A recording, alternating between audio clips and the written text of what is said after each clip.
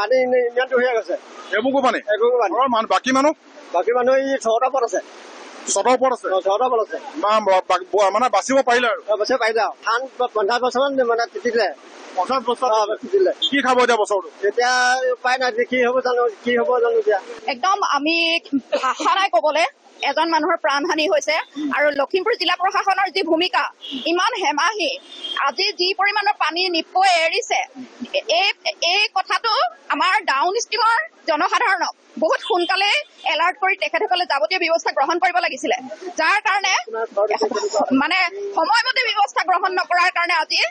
down ষ্ট্ৰীমৰ মানুহৰ অৱস্থা নাইকিয়া হৈ গৈছে আজি এইটো 15 নং ৰাষ্ট্ৰীয় ঘাইপথ আপোনাৰ গাড়ী ঘোঁৰাৰ পৰা ধৰি পেলাই আৰু এইবোৰ মানুহ আপুনি দেখিছে চৌপাশৰ কেনেকুৱা কি অৱস্থা কি পৰিস্থিতিৰ সৃষ্টি হৈছে মানুহৰ প্ৰাণ যাব লগা হৈছে আমি এটা কথা কওঁ নিপকৰ নিচিনা এটা সৰু নদী বান্ধে আজি এই মানে বিভীষিকাৰ সৃষ্টি কৰিছে ইয়াত আপুনি কওক NSPC যিটো লোৱাৰ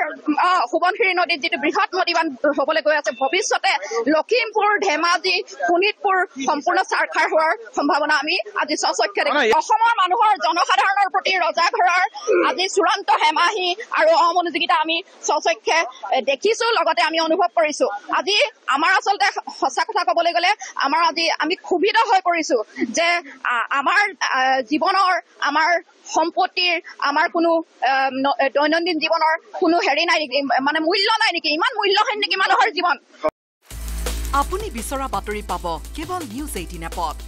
নিউজ 18 এপ ডাউনলোড কৰিবলৈ স্ক্যান কৰক এই QR কোড গুগল প্লে ষ্টৰতো পাব এই নিউজ 18 এপ